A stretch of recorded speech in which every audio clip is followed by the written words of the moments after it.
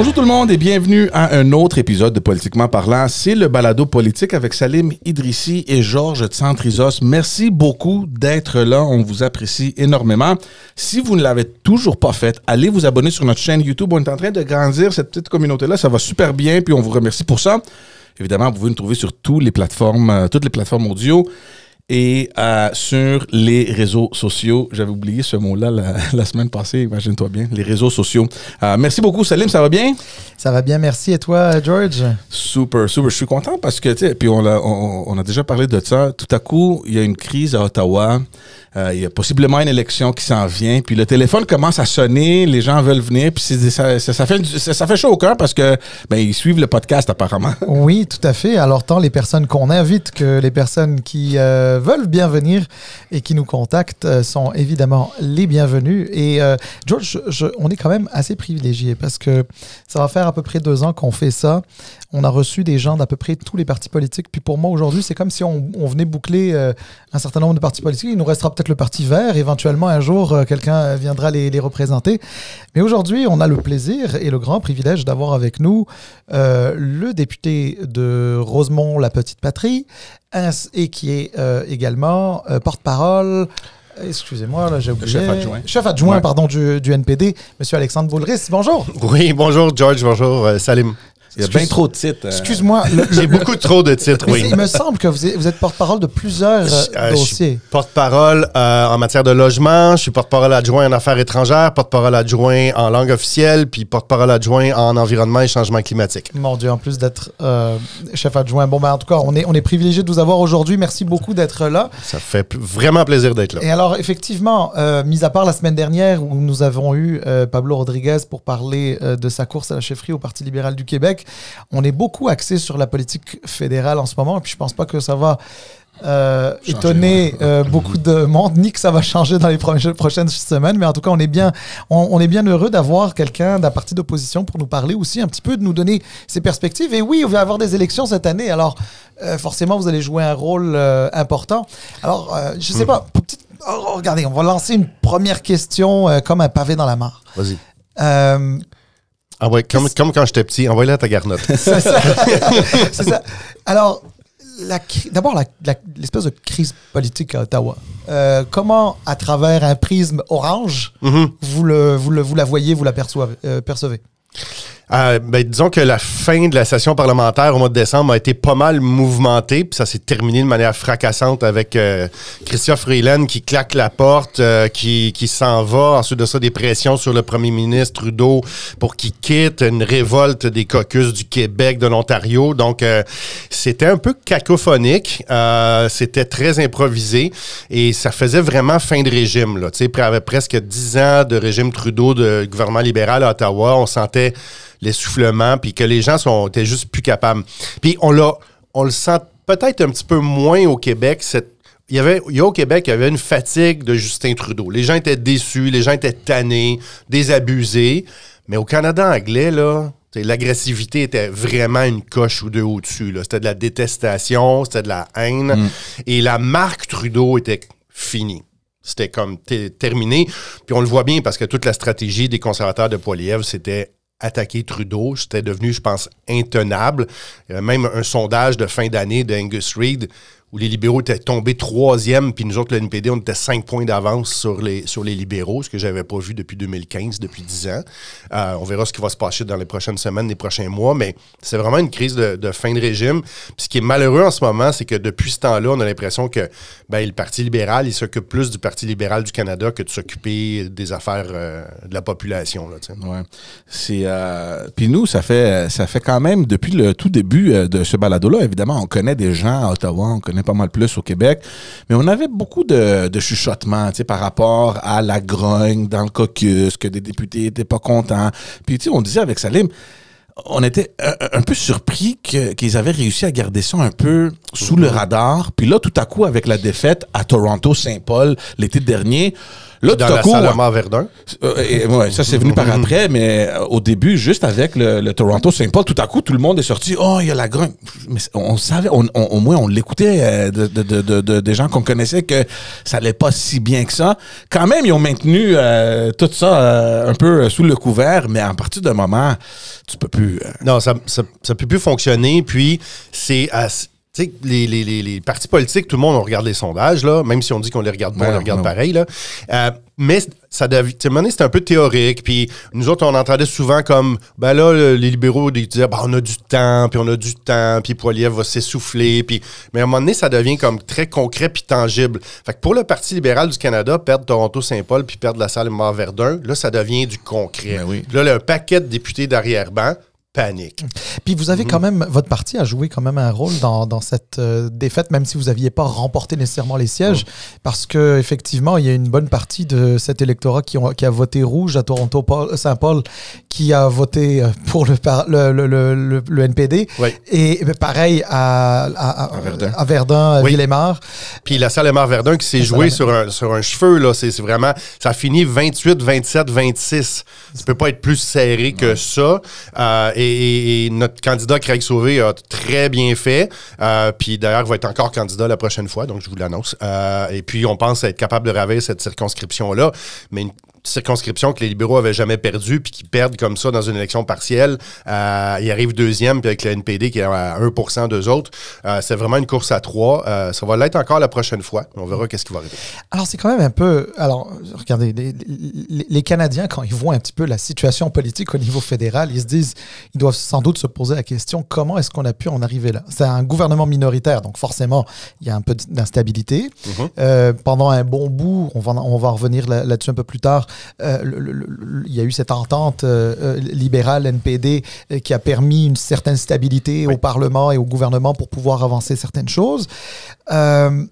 Puis là, on arrive dans une fin de législature où le NPD retire sa confiance, déchire l'entente qu'il y avait envers le gouvernement Trudeau. Arrivent les élections américaines, Trump qui tweet, qui nous parle de ses tarifs, il arrive, il les met le 21 janvier, non finalement le 1er février, là ça va aller je sais plus, début mars, whatever. Les Canadiens ils voient ça, ils se disent on nous a comment dire, cornered, on nous a mis dans le coin, là, on nous a... Et je pense que c'est drôle parce que le fait de proroger le Parlement, de suspendre les travaux parlementaires, ça correspondait à la nécessité pour le Parti libéral de se trouver un nouveau chef, mais ça ne correspond pas aux besoins de la population puis aux intérêts des Québécois puis des Canadiens. Parce qu'en fait, on n'est pas en chambre pour être capable de travailler, pour être capable de débattre sur des mesures à prendre pour aider nos entreprises, défendre nos travailleurs, etc. Donc, c'est un bien mauvais, excuse-moi l'expression, bien mauvais timing de ne pas avoir le Parlement qui siège en ce moment pour avoir une course à chefferie au Parti libéral, alors que là, on est face à des menaces qui sont très, très graves sur notre économie, sur nos emplois, puis notre futur. Donc, nous autres, on trouve ça un petit peu dommage en ce moment, mais c'était pas notre décision, là, on doit vivre avec. Mais nous, on a dit qu'on était prêts s'ils voulaient à retourner en chambre pour voter des mesures spéciales d'aide aux travailleurs, de construction de logements, d'améliorer l'assurance-emploi, de prêts sans intérêt pour des entreprises, peu importe ce qu'il faudra, de nouvelles dépenses peut-être. Bon, les tarifs sont repoussés là, d'un mois, mais ce n'est que partie remise. Là, puis en plus de ça, l'incertitude continue pour les entrepreneurs et les compagnies canadiennes puis québécoises. Donc, c'est un dur moment. C'est un moment qui est un peu... qui sème beaucoup de doutes, puis de confusion, puis de peur un peu aussi, quand même. Donc, nous autres, on est prêts à retourner au Parlement s'il faut pour travailler. Il y aura des élections. On a dit qu'on allait faire tomber le gouvernement. On va faire tomber le gouvernement. Mais la priorité, c'est de défendre les jobs, les emplois, puis les travailleurs et les travailleuses. Si, au lieu de faire tomber le gouvernement un mardi, on le fait tomber jeudi, c'est pas bien grave. L'important, c'est l'économie. Alors justement, ça c'est intéressant parce que je l'ai peut-être juste manqué dans les médias, mais donc ce que je comprends, c'est que le NPD, un peu comme le Parti conservateur, souhaiterait que M. Trudeau rappelle le Parlement? Oui, c'est ça. Okay. Pour être capable, ce qu'on appelle des fois le package, là, être capable de voter sur quelque chose qui, comme un peu pendant la crise de la pandémie, qui viendrait une espèce d'aide d'urgence pour éviter une récession, pour éviter des faillites, pour éviter des pertes d'emplois massives. On regarde les centaines de milliers d'emplois qui dépendent de nos exportations, des jobs au Québec ou en Ontario, un peu partout. Nous, on dit... C'est ça la priorité en ce moment. Mais alors, si je me permets juste de faire l'avocat du diable pour mieux comprendre un petit peu la situation, mais je me mets un instant à la place de M. Trudeau. Je m'en vais, là. J'ai dit que je partais le 9 mars, là, quand il va y avoir un nouveau chef PLC. On est dans ce moment complexe, c'est le moins qu'on puisse dire, avec les Américains. Admettons, je rappelle la Chambre. Oui. Je rappelle la Chambre, mais si, comme promis par les conservateurs, les néo-démocrates et les bloquistes, on me fait tomber à la minute 1, lui, il doit se dire, Justin Trudeau, il doit se dire, ben moi, j'ai une responsabilité de gérer ça là tout de suite et battre le fer tant qu'il est encore chaud. J'ai pas la certitude qu'on va pas me faire tomber. Mais alors, je comprends, vous voulez être pragmatique, c'est-à-dire au lieu de le faire tomber un mardi, vous allez le faire tomber un jeudi. Je sais que c'est une façon de parler, oui. Mais est-ce que justement le NPD pourrait pas jouer ce rôle-là de dire, ben regardez, c'est pas en ce moment qu'on est à terre qu'il faudrait qu'en plus on se mette à donner des coups. Est-ce que le NPD pourrait garantir au gouvernement de rester de toute façon, il va y avoir des élections anyway. C'est-à-dire, cette année, il va en avoir. C'est ça, exactement. Puis on essaie d'être l'adulte dans la pièce aussi, des fois, pour dire, bon, M. Poilievre est souvent hyper partisan, avec des slogans, un ton un peu agressif, un peu abrasif. Écoutez, la priorité, c'est de sauver des jobs, sauver des emplois. On est pragmatique, on est l'adulte dans la pièce. Puis on va faire tomber ce gouvernement-là. Mais s'il faut attendre une semaine, on va pas déchirer notre chemise, là. Puis on va être capable de dire aux gens... Imaginez un peu là, que le jour 1, qu'on rappelle le Parlement, puis que tout le monde a fait tomber le gouvernement, puis qu'il n'y a pas de mesures d'aide pour les entreprises puis les travailleurs. Comment je m'en vais, moi, en campagne électorale, expliquer ça aux gens? Exactement. Comment, tu sais, la personne qui va dire, moi, je viens de perdre ma job, puis toi, tu as préféré déclencher des élections plutôt que de m'aider à garder mon emploi. Il n'y a pas aucun homme ou femme politique qui serait à l'aise avec ça, là, soyons réalistes. Moi, je veux juste parce que je vous avoue aussi que moi aussi, j'étais un peu perdu, surtout avec les positions de votre parti. Il y a la crise au Parlement juste avant les fêtes. Là, puis corrigez-moi si j'ai mal compris, le NPD dit, Justin Trudeau, il doit quitter, on n'appuiera plus ce gouvernement-là. Il proroge le Parlement, il lance une campagne. Là, on a cette crise-là, et c'est là où moi je me perds. Est-ce que vous faites tomber le gouvernement? Est-ce que vous voulez qu'on rentre, si possiblement l'appuyer, parce qu'il y aura certainement un autre chef à un moment donné? Est-ce qu'on maintient le parti avec ce nouveau chef? Non, aussi longtemps qu'on veut. Non. Pas du tout. Pas du tout. Nous, c'est qu'il y a une crise, il y a urgence, les gens vont avoir besoin d'aide, les entreprises vont avoir besoin d'aide, il faut sauver des jobs. Ça, c'est la priorité numéro 1. On n'est pas là pour faire vivre ce gouvernement libéral-là très, très longtemps. Puis le plus rapidement, on est capable de voter le package, le mieux c'est. Puis après ça, il y aura des élections. Alors, eux autres, ils disent qu'ils n'ont pas besoin du Parlement tout de suite. Est-ce que c'est vrai? Je sais que, de ce que je sais du fonctionnement parlementaire, mais vous avez 15 ans d'expérience là-dedans, là. Corrigez-moi donc si je me trompe, mais c'est à peu près 3 fois par année où est-ce qu'on vote pour les crédits permettant donc au gouvernement de fonctionner. Là, ce que je comprends, c'est que c'est des crédits supplémentaires non planifiés pour lesquels il faudrait un vote. Alors, vous, au NPD, vous dites c'est nécessaire le vote au Parlement. Le gouvernement semble dire que pour le moment, il n'en a pas besoin. C'est ce que disent les libéraux en ce moment, qu'ils ont tous les outils pour être capables de mettre en place ces mesures-là. Il va falloir voir c'est quoi les mesures. Parce qu'on ne les connaît pas encore. Est-ce qu'on peut se baser sur des budgets qui ont déjà été votés par le passé? Et non seulement il y a des crédits 3 fois par année, mais il y a aussi ce qu'ils appellent des mandats spéciaux qui existent dans la fonction publique fédérale, qui autorisent de manière temporaire des nouvelles dépenses. Donc, je suis pas ça fait un bout de temps que je suis député, mais ces rouages-là, c'est à vérifier, disons. L'existence de ces mandats spéciaux change un petit peu la donne, puis peut-être qu'ils ont raison. OK? Je vais mettre ça comme ça, là. Je vais donner le bénéfice du doute.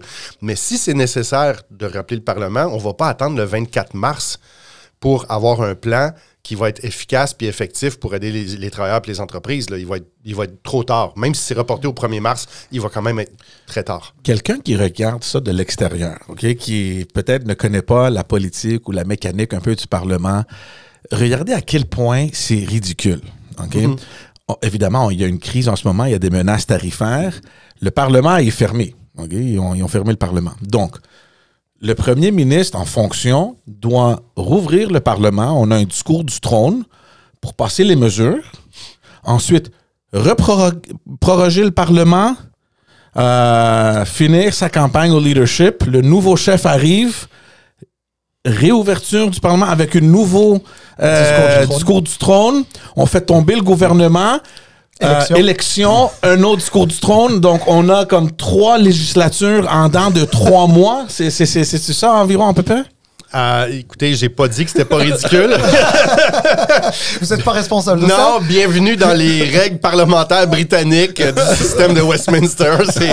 C'est comme ça que ça marche. Je vous dirais qu'il y a beaucoup de choses au Parlement qui sont assez absurdes souvent, avec des vieilles traditions. Si je peux me permettre juste un truc que j'ai beaucoup aimé au Parlement à Ottawa, c'est que normalement, par exemple, le lundi, mardi, les travaux doivent se terminer à 18h30. Puis des fois, il y a plus d'orateurs qui sont inscrits à l'ordre du jour pour prendre la parole puis débattre. Puis disons qu'il est 5h45. Et le président se lève et il demande le consentement unanime de la Chambre pour voir l'horloge à 6h30. Et si tous les députés voient l'horloge à 6h30, il est 6h30.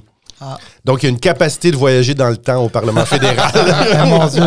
Et t'imagines quelqu'un qui vient de Colombie-Britannique qui n'a pas ajusté sa montre.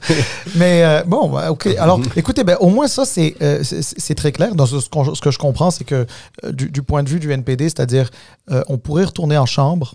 Il y a une volonté de faire tomber le gouvernement, mais que la volonté de faire tomber le gouvernement n'est pas plus forte que celle de voter de potentiels crédits pour des situations d'urgence, pour des entreprises, pour des particuliers qui perdent leur emploi, etc. C'est ça. Je pense que c'est la meilleure responsable de voir les choses. C'est logique. Ça serait difficile d'expliquer l'inverse, en fait. OK, très bien. Je veux qu'on aborde un autre sujet parce qu'on a discuté de ça avec Salim beaucoup. Bon, on comprend qu'il y a une crise, le Parlement maintenant est fermé, mais soyons honnêtes, puis c'est la vérité, le Parlement, il ne fonctionne pas depuis qu'il est ouvert après l'été dernier, là, depuis le mois de septembre. Donc, il n'y a rien qui fonctionne. Et la question qu'on se posait souvent avec Salim, c'est le NPD, là, qui garde le Parti libéral du Canada, mais qui fait en sorte que le Parlement siège toujours, il n'y a pas d'élection, il ne force pas le gouvernement à soit à démissionner ou à faire tomber le gouvernement pour aller à une élection. Comment est-ce qu'il va faire pour aller cogner aux portes durant une élection et dire le Parti libéral du Canada est mauvais, nous on est bon, quand c'est vous, votre parti, qui a gardé ce parti-là au pouvoir, même là, maintenant? Ben, 3 choses là-dessus. La première chose, c'est que l'automne dernier, si le Parlement ne fonctionnait pas, c'est que les conservateurs faisaient du blocage institutionnel, parlementaire, appelle ça comme tu veux. Vraiment, ils ont paralysé les travaux du Parlement là, de septembre à décembre. Et le jour où vous aurez un député conservateur qui viendra faire votre émission, vous lui poserez la question pourquoi ils ont fait ça, OK? Parce que c'est vraiment leur responsabilité. C'était plate d'être au Parlement là, parce qu'on votait pas de projet de loi, on débattait pas, on n'avait pas d'amendement sur rien. Bon, ça, c'est vraiment le Parti conservateur. Bon, comment on va cogner aux portes la prochaine élection? L'affaire, c'est qu'on a eu une entente qui a duré un peu plus que 2 ans, où on a réussi à faire des choses. Donc, pour un parti d'opposition, être capable d'avoir un bilan, puis de dire, regardez, là, c'est noir sur blanc, l'entente, elle a été signée après 2021, là, après les élections, puis voici ce qu'on a obtenu pour vous, des soins dentaires. Les libéraux avaient toujours voté contre. Et là, on est rendu à plus que 400 000 Québécois et Québécoises qui se sont fait payer le dentiste grâce au travail du NPD, la loi anti-briseur de grève, qui était une demande du mouvement syndical, les bases d'une assurance médicaments publique puis universelle, des journées de maladie au fédéral, je peux te faire la liste, là, mais on n'a pas tout obtenu. Mais à un moment donné, on a dit, on a été au bout de cette entente-là, puis on dit, c'est terminé.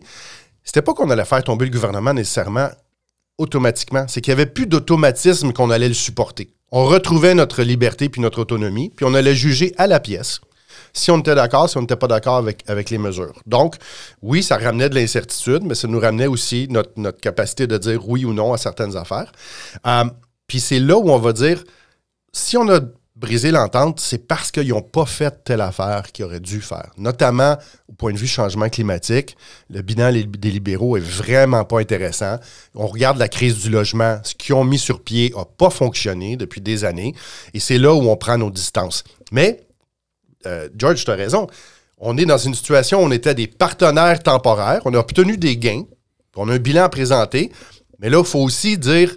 On n'est pas des libéraux, on aurait fait les choses différemment, puis on aurait fait plus. Donc, c'est un équilibre. Est-ce que ça va être difficile à faire cette distinction-là auprès des gens que vous allez rencontrer? Moi, j'ai pas l'impression, parce que, justement, c'est comme on a la facture. On est capable de montrer la preuve de notre travail. Puis, ce qu'on va faire aussi, c'est comme, qu'est-ce que le Bloc a obtenu depuis 3 ans comme parti d'opposition? Eux autres aussi avaient la balance du pouvoir. Eux autres aussi auraient pu négocier quelque chose. Mais ils n'ont rien obtenu. Ils sont amusés à parler de la monarchie là, à tout bout de champ, là, puis de la laïcité à Ottawa, ce qui est un drôle de sujet, là, parler d'éducation à Ottawa. Mais nous autres, on va être capable de dire voici ce qu'on a obtenu pour vous. Puis moi, je le teste, là, j'en fais déjà du porte-à-porte, j'en fais des visites de résidence de personnes aînées. Ça marche. Alors, vous avez mentionné l'assurance soins dentaires. Oui. Qui, écoutez, il y avait ici même, assis à votre place, le ministre Duclos. Oui. Qui s'en satisfaisait également. Je sais que c'était quelque chose qui était dans la plateforme électorale du NPD à la dernière élection. Oui. Et ça fait partie des échanges et des discussions pour que vous puissiez donner votre appui au gouvernement.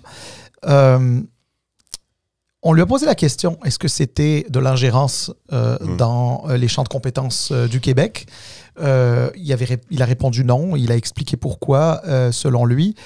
Est-ce que vous pensez aussi que ce n'est pas de l'ingérence à partir du moment où le fédéral ici n'imposait pas des façons de fonctionner, ne rentrait pas dans la pratique qui relève donc des champs de compétences des provinces et des ordres professionnels, etc. Est-ce que vous partagez cette opinion-là? Ben non seulement je partage cette opinion-là, mais c'était la proposition du NPD. C'est-à-dire que si vous regardez notre plateforme de 2021, ce qui a été mis sur pied avec les montants pour avoir accès, les âges et les phases, en 3 phases, c'est exactement notre plan. Okay? Donc, c'est vraiment le plan du NPD qui a été mis sur pied. Et évidemment, c'est un programme de paiement de facture. C'est un programme de paiement de facture. On ne vient pas dire au Québec comment gérer ces hôpitaux, puis ces CHSLD, puis le réseau de la santé. Il y a des cliniques dentaires, puis les gens vont aller chez le dentiste, puis la facture va être payée par un régime fédéral d'assurance dentaire. That's it, that's all. On ne vient pas piétiner de ce que le Québec fait ou fait pas. Puis, contrairement à ce que le Bloc dit, il n'y a pas de programme de soins dentaires pour les personnes âgées puis les adolescents au Québec. Il y avait un mini-programme de soins dentaires pour les enfants de 10 ans et moins qui couvrait même pas le nettoyage annuel. OK? Fait que, on partait à peu près rien. Puis on n'a pas créé une fonction publique fédérale de dentiste. Il n'y a pas de clinique dentaire fédérale. Alors, je vais peut-être aller un petit peu plus loin. Est-ce que fondamentalement, le Bloc, ce qu'il demandait, c'était peut-être de permettre au Québec de monter son programme. On a déjà vu ça, des programmes que le Québec a montés pour pouvoir livrer de l'argent fédéral dans certaines choses. Est-ce que c'était pas ça que le Bloc cherchait? Peut-être même le gouvernement du Québec, après tout. On n'a jamais entendu parler le gouvernement du Québec qui voulait avoir un programme universel de soins dentaires pour la classe moyenne puis les plus démunis. OK? Donc, mais ce que tu dis est intéressant parce que c'est ce qu'on pourrait faire avec une assurance médicaments. Vu qu'il y a déjà une assurance médicaments qui existe au Québec, qui est hybride public-privé, qui a beaucoup de lacunes parce que ça ne contrôle pas du tout le prix des médicaments. Mais comme ça existe déjà, probablement qu'une négociation fédérale-provinciale finirait par un transfert pour bonifier le régime québécois d'assurance médicaments, si possible le rendre vraiment public puis universel. Comme le suggère le rapport Hoskins. Mais sur les soins dentaires, quand j'ai fait des visites à Montréal de résidences de personnes aînées puis on leur présentait le programme, j'ai presque eu personne qui m'a posé ces questions-là de champ de compétences. Ah non, bien sûr. Non, les gens, ils disent, si tu payes 80% de mon dentiste, 90% ou 100%. Puis quand ils me posaient la question, les rares fois, je leur disais, est-ce que vous voulez attendre que M. Legault le fasse? Puis tout le monde partait à rire. Oh oui, puis on va s'entendre, y compris dans un autre de vos dossiers, celui du logement. À un moment donné, le citoyen qui a besoin d'un logement, là, que ce soit Québec ou que ce soit Ottawa, lui, ce dont il a besoin, c'est d'un toit. Là. Ensuite, bureaucrate, arrangez-vous. Arrangez-vous, là. Non, très bien. Alors, excusez, parce que vous avez aussi parlé du bloc qui parlait de laïcité à Ottawa, notamment sur les questions d'éducation, là. Ça, c'est intéressant parce que la laïcité, effectivement, c'est un... Comment dire... Enfin, j'allais me méprendre, j'allais dire la laïcité, c'est une loi québécoise. Or, en réalité, la laïcité, c'est un concept. Et la loi 21, contre laquelle j'ai souvent parlé négativement, n'est pas la laïcité. Je veux dire, il y a une confusion des genres. On est arrivé à mettre dans la tête des gens que loi 21 égale laïcité, laïcité égale loi 21, c'est pas ça. Oui. Mais, excusez, alors, je suis d'accord, je ferme ma parenthèse là-dessus. Mais par contre, c'est sûr que ça vient, ça va finir par se rendre au fédéral, puisque là, maintenant, la loi 21 a été contestée après le jugement de la Cour supérieure, après le jugement de la Cour d'appel. Là, la Cour suprême a accepté d'entendre. Monsieur Trudeau, à l'époque, avait dit que si ça se rendait en Cour suprême, qu'il allait faire en sorte que le gouvernement fédéral participe à cette contestation. Monsieur Poilievre avait été mis un peu en difficulté par Jean Charest à l'époque au moment de la course au leadership du Parti conservateur, où finalement il avait dit que oui, lui aussi la contesterait éventuellement si ça s'en allait en Cour suprême, ce qui est le cas aujourd'hui. Le NPD, je pense, ça n'avait jamais été... vous n'avez jamais hésité là-dessus? Non, on n'a jamais hésité. Puis, je vais juste faire un petit détour parce que après, j'arrive à la loi 21 puis la contestation. Mais quand je disais que le Bloc qui parle de tout bout de champ de laïcité à Ottawa, ce qui est un peu bizarre, mais même il y a eu cette espèce d'épisode de crise à l'école Bedford. Oui. Mais là, Yves-François Blanchette, il commence à poser des questions à Justin Trudeau sur l'école Bedford. Là, tu te dis, t'as une minute, là. Le Bloc, vous n'êtes pas supposé d'être ceux qui défendent les champs de compétences. Ouais. Qu'est-ce que le fédéral a un rapport avec avec qu'est-ce qui se passe dans les écoles, puis la loi sur l'instruction publique, etc., etc. Puis je suis d'accord avec toi sur le fait que, écoute, au NPD, on est pour la laïcité.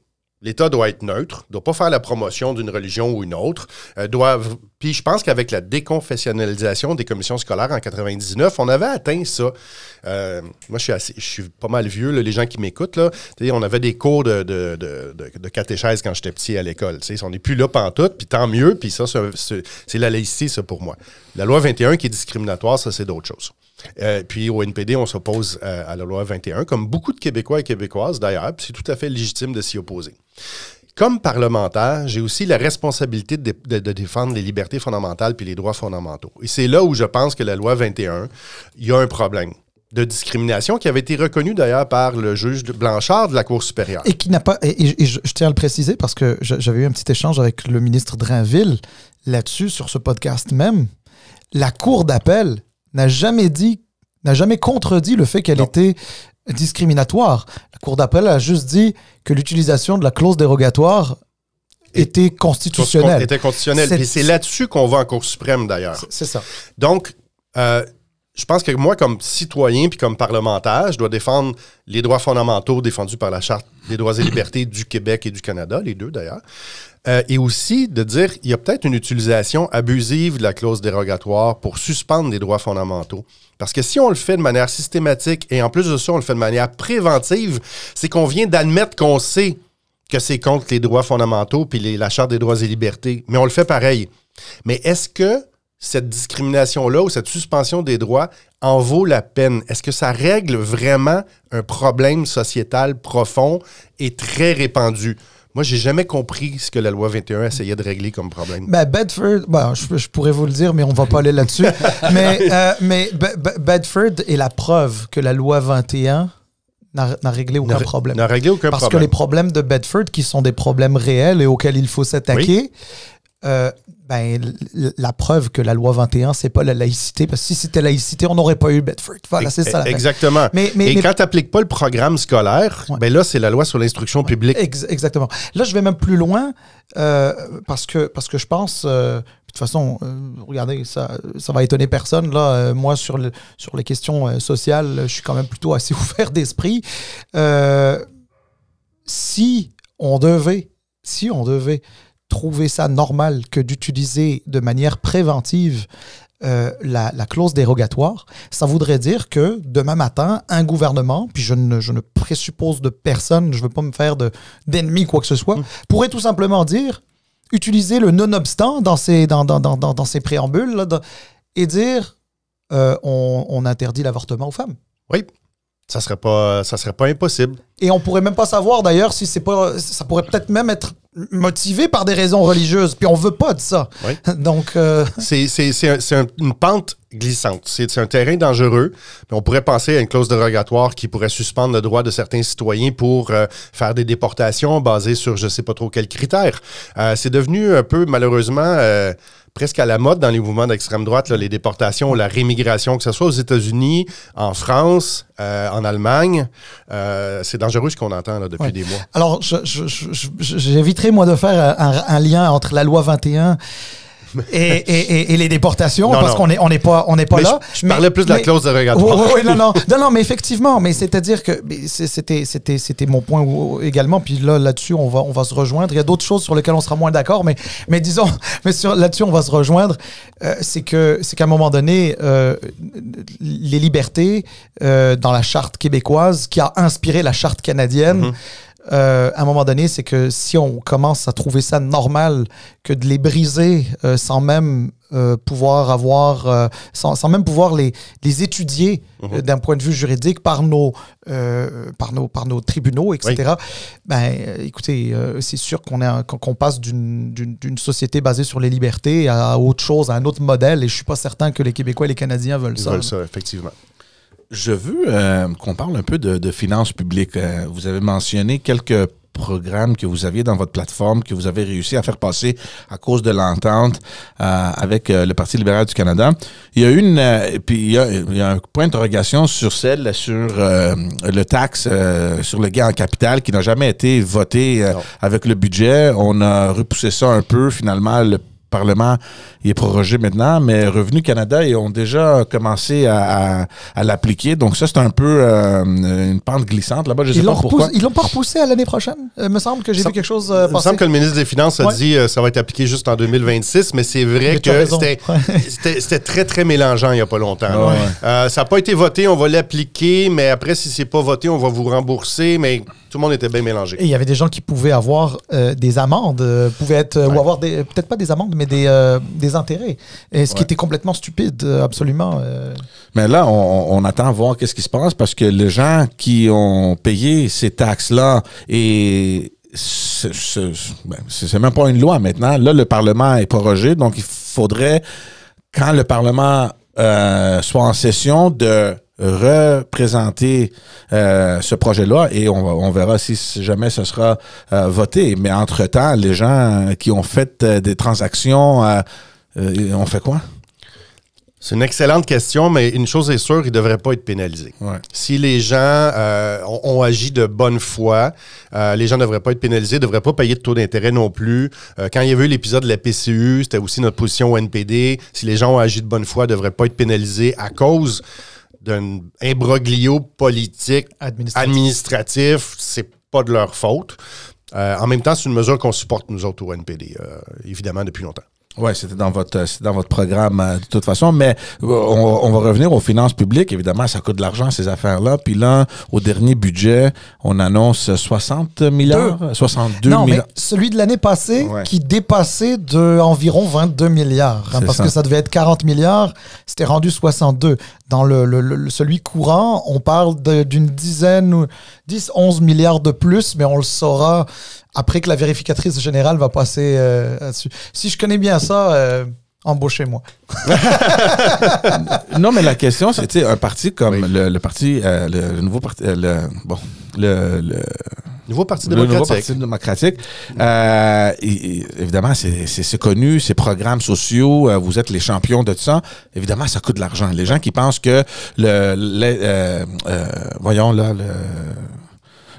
l'assurance médicaments est gratuite, tout ça. C'est pas gratuit, c'est nous qu'on paye pour ça, évidemment. Donc, le plus de programmes qu'on ajoute, évidemment, on doit trouver l'argent quelque part. Qu'est-ce qu'on fait et c'est où l'équilibre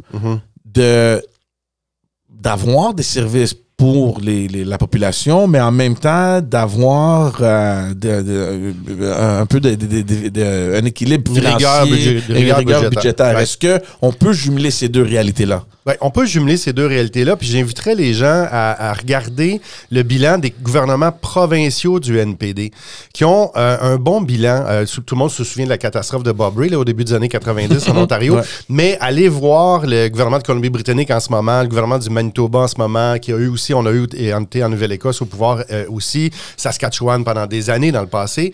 Et pour nous, c'est sûr que pour payer des programmes sociaux, il faut aller chercher l'argent. OK? Puis malheureusement, souvent, on se fait poser la question, vous dépensez trop. Pour moi, c'est une question où on regarde juste la moitié de la réalité. Parce que l'autre moitié de la réalité, c'est qu'est-ce que vous allez chercher comme revenu? Parce que si on fait juste parler des dépenses, c'est sûr que pour nous, on va vouloir investir en logement social, on va vouloir investir en santé, on va vouloir investir en assurance médicaments pour aider la vie des gens. Mais de l'autre côté, est-ce qu'on va chercher l'argent là où il est, avec les profits records des grandes chaînes d'épicerie, des pétrolières, des gazières, où là, les libéraux ont justement reculé à la dernière minute sur une taxe spéciale sur les profits excessifs des pétrolières et des gazières, où le Freeland a reçu toute la pression du lobby à Ottawa de ces grandes industries-là. Puis Stephen Guilbeault n'a pas été capable de tenir son bout, même s'il défendait ça avant. Puis on reculé à la dernière minute, la mesure n'a pas été mise dans le budget. Allons voir qu'est-ce qu'on pourrait aller chercher comme revenu du côté de ces compagnies qui font énormément de profits. Puis on est d'accord d'avoir un taux d'imposition très bas sur les PME. On faisait partie de ceux qui voulaient que ça passe de 11% à 9%, ce qui a été fait, puis on est d'accord avec ça. Et les grandes compagnies, là, ils ont en plus de ça tous les outils d'échappatoire fiscal, ce qu'on appelle l'optimisation, là, ce qui est plutôt de l'évasion fiscale dans les paradis fiscaux. On perd des milliards de dollars là-dessus par année. Donc, allons voir les compagnies qui sont les plus profitables parce que les libéraux et les conservateurs ne vont pas chercher cet argent-là. Puis ça va être capable de payer ensuite de ça un paquet de logements sociaux puis une assurance médicaments. Ouais. Est-ce que c'est très Robin des Bois? Oui. On est un parti Robin des Bois. Mais vous assumez. Totalement. Mais écoutez, je pense que les gens qui nous écoutent et les citoyens d'une manière générale, ce qu'ils veulent, c'est des politiciens qui s'assument. Je pense que les gens sont prêts parfois à voter pour des gens avec qui ils ne sont pas nécessairement d'accord, mais simplement parce qu'ils assument leur position. Et George et moi avons eu souvent l'occasion d'en parler. On parlait surtout des sondages. Puis là, je veux pas sortir du sujet, là, mais on parlait des sondages, notamment du Parti québécois, comment ça se faisait qu'il était en tête. C'est parce qu'à un moment donné, il y a un jeune, Paul Saint-Pierre Plamondon, qui arrive et puis qui assume ses positions. Il y a des gens qui ne sont pas d'accord avec. Moi-même, je ne suis pas d'accord avec. Mais on peut au moins apprécier chez les politiciens ça. Puis ce podcast-là, l'objectif de ce podcast-là, c'est que les gens viennent dire le fin fond de leur pensée. De toute façon, quand ils ont la langue de bois dans un podcast, ça s'entend. Ça paraît assez facilement. C'est ça. Oui, c'est ça. Alors, voici carte sur table. Voici nos propositions. Voici là où on veut aller, le NPD, avec Jack Mead qui pourrait devenir premier ministre. Après ça, les gens font leur choix. Vous aimez pas. Voilà. Alors, j'aimerais revenir un petit peu sur la question des tarifs, mais pas directement. Parce que, regardez, on en parle en long, en large, en travers dans les médias. C'est plutôt la manière dont, au Canada, les Canadiens, les Québécois, d'une manière générale, et les provinces se sont un petit peu prises main dans la main. Oui, il y a eu un petit peu Daniel Smith. Oui, c'est ça, l'imbroglio Daniel Smith, etc. Mais d'une manière générale, il y a une réponse canadienne plutôt positive. On dit que si les Américains maintiennent leur promesse d'imposer 25%, ça va créer des ravages dans les emplois au Canada, au Québec bien sûr également. Mais on dit que l'une des réponses, ce serait de lever les barrières tarifaires qui existent à l'intérieur de notre propre pays. On a la même citoyenneté, le même passeport, le même drapeau, même si certains l'aiment moins, mais en tout cas, on a les mêmes institutions, juridiques d'ailleurs aussi à travers le pays. On a la même monnaie, la même banque centrale, bref, même beaucoup de choses d'un océan à l'autre. Puis, il est plus facile pour une entreprise québécoise ou canadienne De faire affaire au sud. De faire affaire au sud que chez le voisin de l'autre côté de la frontière à 15 km. Puis ça honnêtement, ça n'a pas de bon sens. Puis on parle, puis je ne veux pas dire de bêtises, mais juste de mémoire, je l'ai lu quelque part, on parle d'environ 150 milliards d'argent qu'on laisse sur la table de notre économie parce qu'il y a des barrières. Le NPD, il se situe où sur cette question-là? Très bonne question. Ça, c'est une question complexe. Et puis, je dirais que c'est surtout des barrières réglementaires où les normes, par exemple, en santé-sécurité, sur la construction des produits, la résistance de tels trucs, les matériaux, ils peuvent changer de province en province. Et ça, là-dessus, on est vraiment d'accord qu'il faudrait s'asseoir pour faciliter les échanges entre les provinces. Là où je vais faire peut-être l'avocat du diable à votre question, c'est on a la gestion de l'offre au Québec. Au Canada. Mais on veut-tu que favoriser les producteurs québécois, les producteurs laitiers, ou alors on veut que les producteurs canadiens soient plus favorisés sur notre propre marché? Vous voyez, des fois, il y a des complexités parce que la province, elle va vouloir aussi protéger un peu son marché et ses producteurs. Même chose avec Hydro-Québec, qui vend plus en Nouvelle-Angleterre qu'en Ontario parce que c'est plus payant de vendre en Nouvelle-Angleterre qu'en Ontario.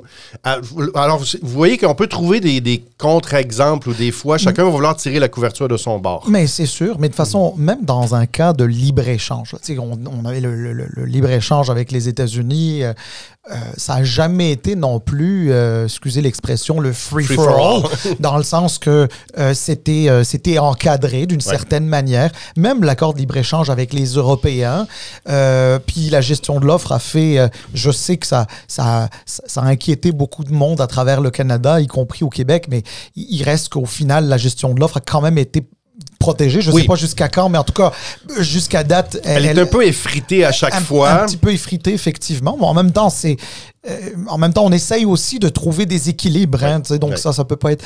Mais ça, à la limite, ces espèces d'équilibres-là, on peut les trouver. Mais à l'intérieur d'un marché qui peut peser 150 milliards par année...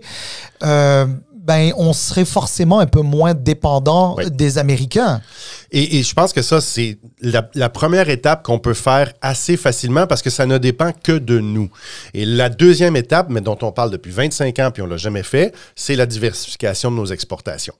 Je pense que c'est à peu près 75% de nos exportations du Canada qui vont aux États-Unis. Pourquoi? Parce que c'est le truc le plus facile. C'est ça. Géographiquement, la chaîne d'approvisionnement est comme intégrée pour l'automobile, l'aéronautique. C'est fait depuis des années. C'est dur à détricoter.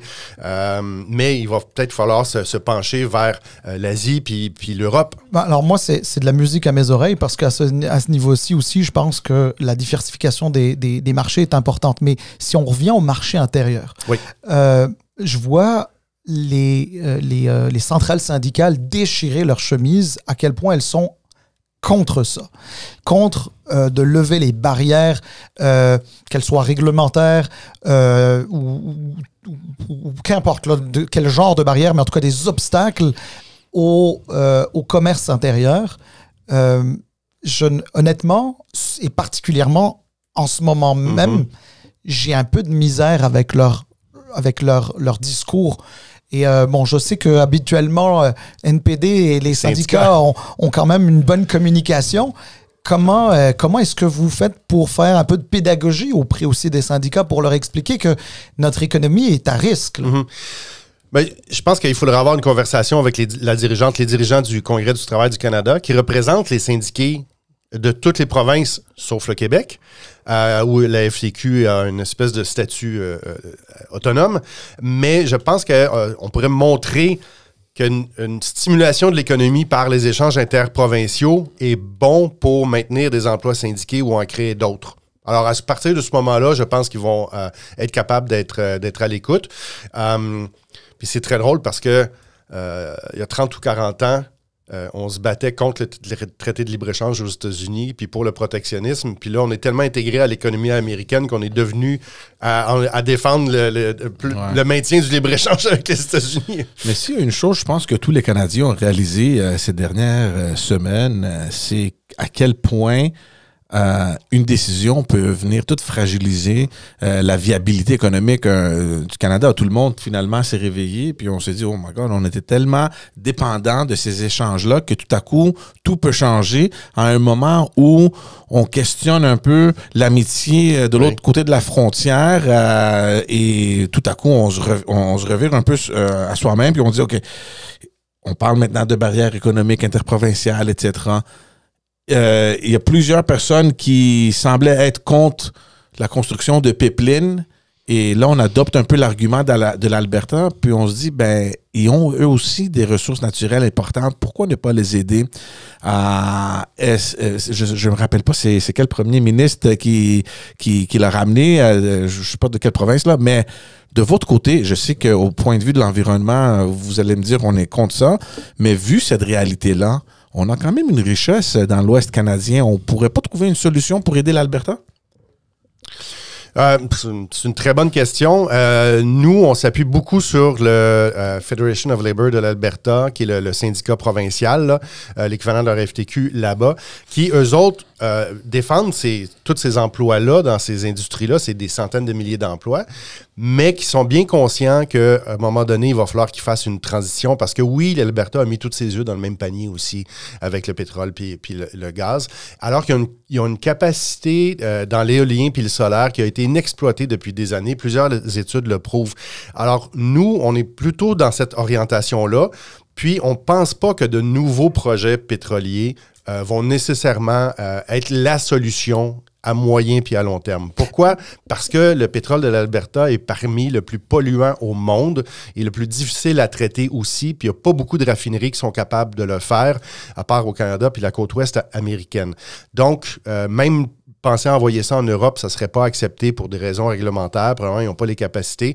Puis, je pense que nous, on est fidèles aussi au fait qu'il faut respecter nos objectifs de l'accord de Paris et que produire plus de pétrole, ça veut dire augmenter nos émissions de gaz à effet de serre puis augmenter cette crise-là qui a des coûts économiques immenses aussi.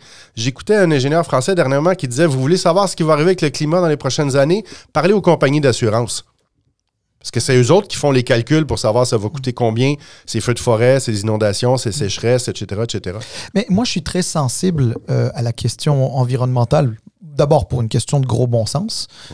Ensuite, je peux même vous dire que j'essaye de me magasiner une petite maison, puis l'une des choses auxquelles je pense, c'est est-ce que je vais être inondé ou pas, etc. Oui. Je suis pas à côté d'un fleuve ni quoi que ce soit, là, mais ce que je veux dire, mais juste des intempéries, etc., oui. Puis des choses auxquelles on pense pas, des tornades, puis des affaires.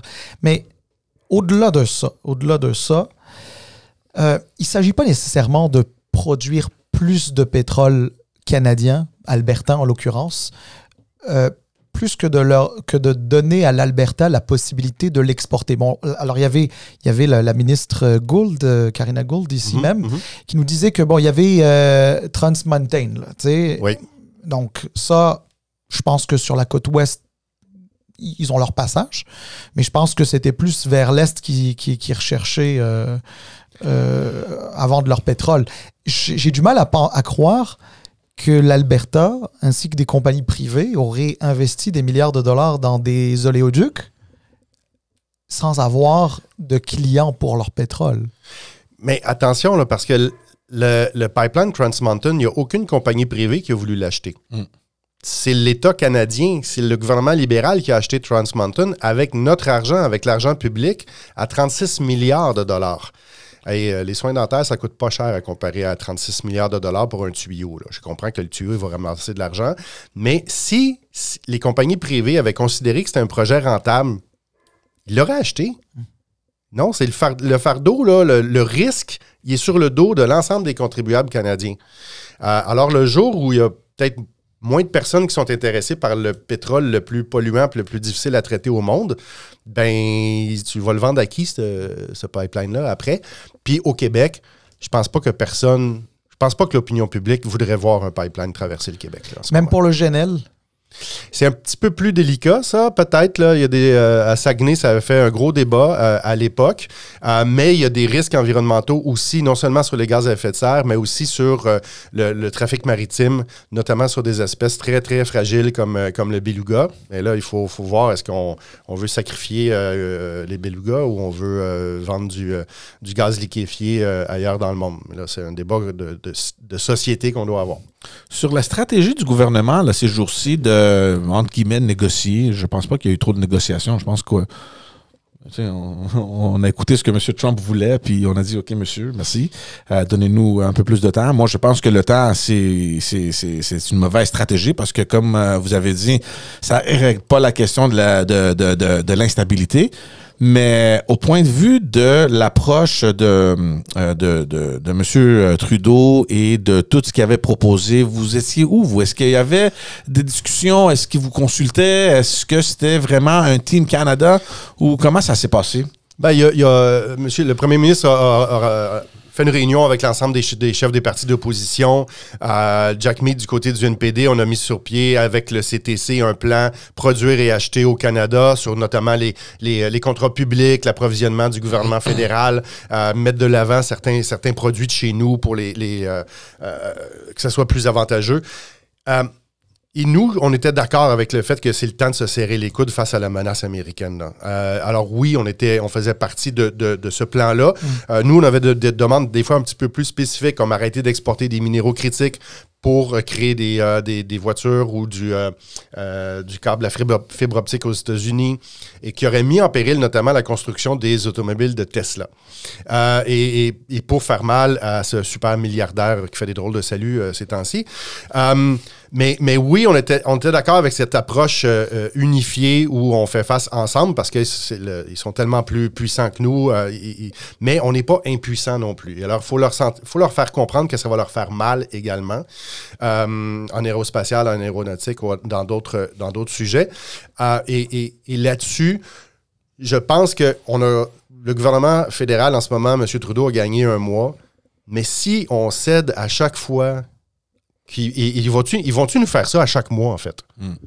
On va-tu devoir dire on va dépenser 200 millions, on va créer un tsar de la lutte au fentanyl? Je sais pas qu'est-ce que ça veut dire. Moi, je pense que Moi, je pensais qu'en tsar, c'était juste en Russie, ça. Oui, moi aussi. Mais je pense que le mot a impressionné Donald Trump. Là. Hey, vous allez nommer un tsar. Wow, OK, c'est bon, ça. Il sait pas qu'est-ce que ça veut dire, lui non plus, mais ça a l'air impressionnant. Alors que c'est un prétexte parce que le fentanyl, qui est une vraie crise, là, la crise des opioïdes, c'est épouvantable. Les gens meurent là, tous les jours. Là. Oui. Mais ce qui rentre de fentanyl aux États-Unis, c'est minime. Là. Moi, j'ai vu, de chez nous. Ouais, moi, j'ai vu un échange, je pense que c'était en commission parlementaire, où on questionnait les agents de la GRC à savoir, c'est quoi le numéro, combien est-ce qu'il y a des échanges, combien de gens est-ce que vous soupçonnez, etc. Ils ne savaient pas comment, il n'y avait pas un chiffre spécifique, ça circule sur Internet quelque part, mais ils parlaient d'environ 4000 groupes différents au Canada qui sont impliqués dans tous ces échanges-là, la production, puis tout ce qui relate au fentanyl. C'est quand même beaucoup, là. On parle de 4000 groupes différents qui sont engagés là-dedans. Donc, d'après la GRC.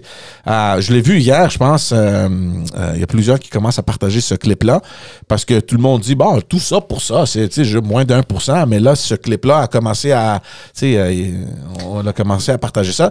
C'est quand même spécial là, de savoir qu'au Canada, premièrement, la GRC, c'est pas un peu ce qui se passe, on sait pas, c'est souterrain, je sais pas, évidemment, c'est illégal, mais de soupçonner au moins 4000 différents groupes à travers le Canada qui seraient impliqués là-dedans, c'est quand même énorme d'après moi. Mais juste pour jouer l'avocat du diable sur toute cette affaire-là, est-ce que ça ne nous a pas réveillé sur des réalités qu'on aurait dû peut-être traiter au Canada? Tu sais, la sécurité à la frontière, les passages illégaux, le crime. Évidemment, on a, nous, un autre problème. On a les armes qui rentrent au Canada. Donc, peut-être les Américains pourraient s'occuper de ça, de leur bord. Mais en même temps, on ne peut pas fermer les yeux et dire on est les innocents là-dedans. M. Trump, allez mollo avec nous. Parce qu'il y a des défis quand même qu'on a peut-être, avec les années, ignorés. Ben, Écoutez, c'est une bonne question. Puis sur la frontière, et là, je vais faire un petit rappel des faits, puis vous poserez la question aux conservateurs quand il va venir. En 2012, le gouvernement conservateur où Poilievre était ministre avait coupé les 1100 postes d'agents frontaliers. 1100 postes qui n'ont jamais été comblés complètement depuis. OK? Donc, les conservateurs, quand ils font les gros bras et ils disent le Trudeau, il ne s'est pas occupé de la frontière, ça vient d'eux autres, là, notre faiblesse à la frontière. OK? Donc, il ne faut pas oublier ça. Puis, sur la crise des opioïdes, puis le fentanyl, les 4000 groupes, ça, j'en ai aucune idée, là, mais je sais que c'est. Mais ce qu'on sait, c'est que ça soit à Montréal, Toronto, Calgary ou Vancouver, des gens meurent à tous les jours là-dessus. Alors, oui, il faut que la GRC, il faut que nos forces policières prennent ça extrêmement au sérieux, mais ce n'est pas qu'un problème policier et judiciaire. C'est un problème de santé, c'est un problème de santé publique. Il faut travailler aussi avec les intervenants communautaires, avec les hôpitaux, avec les médecins pour être capable d'avoir une solution globale. Parce que il faut arrêter ceux qui produisent les opioïdes puis le fentanyl, mais il ne faut pas arrêter ceux qui les consomment parce que les mettre en prison, ce n'est pas la réponse à la question. Mais sur le fait que ça nous a réveillés, c'est vrai que ça nous a réveillés. C'est des questions qui sont importantes. Mais en même temps, à un moment donné, on ne sait plus vraiment ce qu'il veut, M. Trump. Parce que là, à un moment donné, c'est la frontière puis la drogue. Puis le lendemain, c'est vous devez devenir le 51e État des États-Unis. Puis à un moment donné, il dit ben là, je veux que les banques américaines aient accès au marché canadien. Puis là, à un moment donné, ils l'ont déjà. Oui, mais tu sais, c'est comme un après l'autre. Une fois qu'on a dit oui à quelque chose, il va revenir le lendemain avec une nouvelle demande. Il va faire ça au mois d'avril, il va faire ça au mois de mai. C'est sûr qu'on s'achète du temps, puis je suis d'accord avec vous sur le fait que, à un moment donné, il va falloir mettre un point quelque part, puis dire, bon, c'est réglé. Vous travaillez là-dessus, puis c'est beau, puis on y revient peut-être l'année prochaine ou je sais pas trop quoi. Mais le temps file, et je sais que vous avez d'autres choses à faire. Je veux qu'on parle un peu de l'élection. On sait qu'il y a une élection. Je pense qu'elle viendra plus tôt que plus tard. Le NPD, est-ce qu'on est prêt? On attend et on lit plusieurs choses en termes de financement, recrutement. Des fois, on entend aussi l'appui au chef. Est-ce qu'on est prêt? Est-ce que la confiance envers le chef est là? Parlez-nous un peu de ça. Ben, écoutez, je vais prendre trois aspects. OK? Premièrement, Jack Mead. Jack Mead, vous allez regarder le palmarès des personnalités politiques que Léger fait à tous les mois de décembre. C'est le 28 décembre dernier. Opinion favorable, opinion défavorable. Jack Mead est dans les 5 politiciens avec le plus d'opinions favorables au Québec, même un point devant Yves-François Blanchette. Okay. Donc, l'écho, là, on est à 42% des gens qui ont une opinion favorable. Je veux dire, c'est bon. Je parlais plus à l'interne, les députés, les militants. Il n'y a pas de chicane, il n'y a pas de... J'en ai déjà vu, là, puis on n'est pas là pantoute, là. Tout le monde est derrière Jack Mead. L'argent. C'est sûr qu'on ne va pas chercher de l'argent comme les libéraux conservateurs avec leurs amis qui ont les poches plus grandes que nous, là, ont. Mais pour la première fois depuis 2015, on va être capable de dépenser en élection le maximum prévu par la loi. OK? Donc là, on va être... Pendant la période électorale, on est à force égale. Donc, il n'y aura pas de problème d'avion et de revenir de quelque part.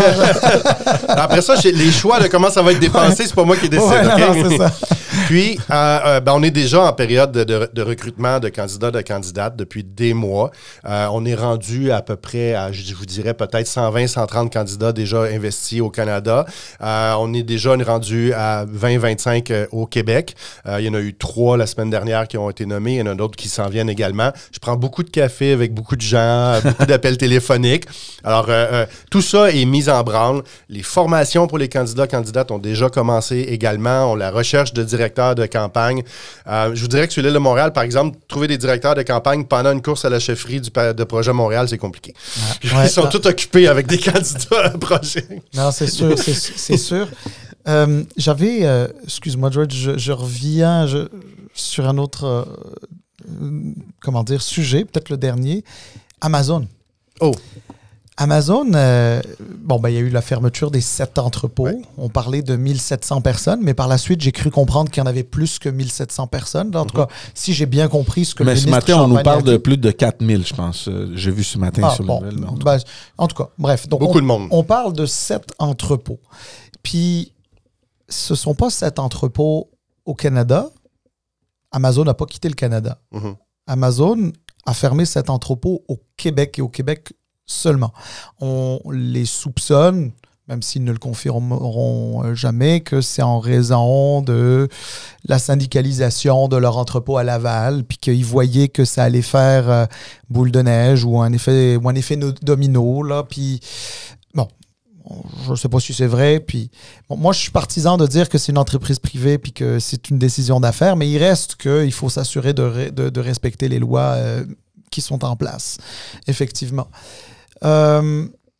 Qu'est-ce que vous pensez? Est-ce qu'au Québec, au Canada, on doit évidemment continuer de recevoir ces grosses entreprises qui sont génératrices d'emplois, il faut le dire? Puis là. Oui, là, c'est sûr que si on parle des 7 fermetures. Les 7 entrepôts, ouais. Mais d'une manière générale, qui sont génératrices d'emplois, est-ce que vous pensez est-ce qu'il y a un environnement industriel et d'affaires qui n'est pas favorable à leur établissement? Écoutez, je pense que regardez un peu la fortune de M. Bezos, regardez les profits de Amazon, que ce soit au Québec, au Canada ou dans le monde, ils ne sont pas à plaindre, là. Ils ne sont pas sur le bord de la faillite. Ils ont un marché intéressant, il y a beaucoup de clients au Québec et là, ils ne respectent pas les lois québécoises. Moi, vous l'avez mentionné tantôt, moi, je viens de la FTQ. Donc, pour moi, le droit des travailleurs et des travailleuses à s'organiser puis défendre leurs conditions de travail ou les améliorer, c'est quelque chose de fondamental. Ça a même été reconnu comme un droit constitutionnel. Alors, récemment, j'étais en conversation avec la présidente de la CSN sur ce sujet-là et que oui, nous autres, au NPD, on va dire c'est une claque au Québec que vous venez de faire, dans la région de Montréal, c'est une claque aux droits des travailleurs, puis on va appeler au boycott d'Amazon. Parce que si vous ne respectez pas, il n'y a pas de raison qu'on encourage votre business. OK? Puis il y a des alternatives. C'est pas les seuls qui livrent des biens, c'est pas les seuls qui livrent des colis, c'est pas les seuls qui sont capables de fournir les achats des Québécois et Québécoises. Donc, on veut passer un message qui est fort, puis on va demander au gouvernement du Québec, puis au gouvernement d'Ottawa, pendant une période, de ne plus faire affaire avec cette compagnie-là, si possible. Donc, un gouvernement de Jagmeet Singh, NPD, ne ferait pas affaire avec Amazon? Ne ferait pas affaire avec une compagnie antisyndicale qui ne respecte pas les lois du pays, parce que ces gens-là ont tout à fait le droit de s'organiser, de déposer une accréditation, puis ensuite de ça, de négocier avec leur employeur, s'ils le jugent nécessaire parce qu'ils trouvent que les conditions dans lesquelles ils sont pas assez bonnes. Puis c'est pas à moi de juger ça, c'est leur décision à eux. Puis là, de manière brutale, de mettre à la porte 1700 ou 4000 personnes, pourquoi on encouragerait cette compagnie-là? Mais je veux dire, comme entreprise privée, c'est pas comme si elle a fait quelque chose d'illégal non plus. Donc, on est un peu entre les deux. On est un peu entre les deux, mais une chose est sûre, c'est qu'il y a un processus de syndicalisation, puis après ça, il y a une fermeture brutale qui me semble pas justifiée parce qu'il y en a des clients dans la région métropolitaine. J'en vois passer des camions d'Amazon dans ma rue à tout bout de champ. Donc, disons qu'on peut avoir un gros soupçon. Oui. Mais je pense qu'on peut être aussi dans la modération et dans l'équilibre, c'est-à-dire que est-ce qu'on peut aussi essayer de voir à travers le prisme de la compagnie? Je comprends que la compagnie n'est pas celle qui est à plaindre, parce que c'est pas elle qui a du mal à finir son mois et à se loger, puis à subir l'inflation, etc. Je comprends tout ça. Mais si on veut s'assurer que des entreprises, lorsqu'elles s'installent ici, s'installent de manière durable, qu'elles puissent créer des emplois, que ce soit des emplois durables, bien payés, qui respectent bien sûr toutes les normes, etc. Est-ce qu'il y a matière à améliorer l'environnement industriel et d'affaires? Moi, je pense qu'on a un bon milieu en général. Quand l'entreprise vient s'établir ici, il faut qu'elle sache qu'il y a un code du travail au Québec, il y a un code du travail au Canada, puis qu'elle doit respecter ces lois-là, puis les personnes ont des droits, puis ils peuvent faire des revendications puis des réclamations. Je pense que ce que les compagnies veulent le plus, c'est une certaine stabilité, puis être capable d'une stabilité aussi, savoir dans quoi ils s'embarquent. Moi, ce qui m'ennuyait un petit peu, je vais vous le dire, c'est le fait que ça est fermé qu'au Québec. Oui. Donc, qu'est-ce qui fait en sorte qu'au Québec, on ferme et qu'en Ontario, ils sont à 40 000 emplois. Ailleurs au Canada, c'est d'autres dizaines de milliers d'emplois. Puis là, au Québec, ils en avaient entre, je sais pas moi, 1700 et 4000, là, dépendamment. Là, puis qui sont plus là. Puis je me dis, est-ce qu'il y a quelque chose qu'au Québec, on ne comprend pas ou qu'on fait moins bien qu'ailleurs? ça me semble être une mesure punitive. Et c'est pour ça que ça me choque autant. Parce que ça ne respecte pas les droits des travailleurs et des travailleuses. Puis la syndicalisation, ça crée plutôt de bons emplois bien payés, parce que quand on regarde entre les travailleurs syndiqués et non syndiqués, il y a un écart salarial sur les avantages sociaux, etc. Moi, je dis souvent, regardez le dernier siècle, la création de la classe moyenne, c'est en partie le mouvement syndical qui l'a fait, en faisant en sorte que les gens aient plus de moyens pour s'acheter une maison, pour être capable de voyager, être capable d'aller au restaurant, etc., en augmentant les conditions de travail de tout le monde. Je pense que les entreprises je sais qu'ils doivent faire des profits, je comprends tout à fait ça, mais si on peut partager les revenus puis les profits de manière plus équitable entre ceux qui travaillent puis ceux qui gèrent puis qui possèdent la compagnie, je pense qu'on est dans une meilleure société. Écoutez, le fait que les syndicats jouent un rôle important dans la société, ça, je vais l'admettre sans aucun problème. Il reste que, par exemple, sur le fait qu'il y ait des gens qui ont nécessairement des salaires plus élevés parce qu'ils sont syndiqués, je pense que ça serait un long débat qui nécessiterait un autre podcast ou dans lequel on sera peut-être pas nécessairement d'accord. Ben, vous me réinviterez. Mais on vous réinvitera. Par contre, une dernière chose. Est-ce que vous pouvez passer l'invitation de notre part à M. Singh? Ah, bien sûr. Je le vois cette semaine, il est à Montréal. Donc, dès que je le vois, je lui passe le mot. Ben, ça serait très apprécié. On aimerait ça le recevoir ici. Il va y avoir des élections cette année. Ça sera l'occasion pour lui de pratiquer davantage son français. On sait qu'il se débrouille déjà pas mal. Oui. Alors, ça sera l'occasion pour lui de s'adresser aux gens ici en français. Parfait. On va mettre un point là-dessus. Un grand merci d'avoir pris le temps. On l'apprécie énormément. Je sais que les semaines à venir sont peut-être plus difficiles que normalement chez vous. Bonne chance, bon succès, puis on va suivre un peu l'évolution de la politique au Canada. Merci, bye! Merci. Merci tout le monde.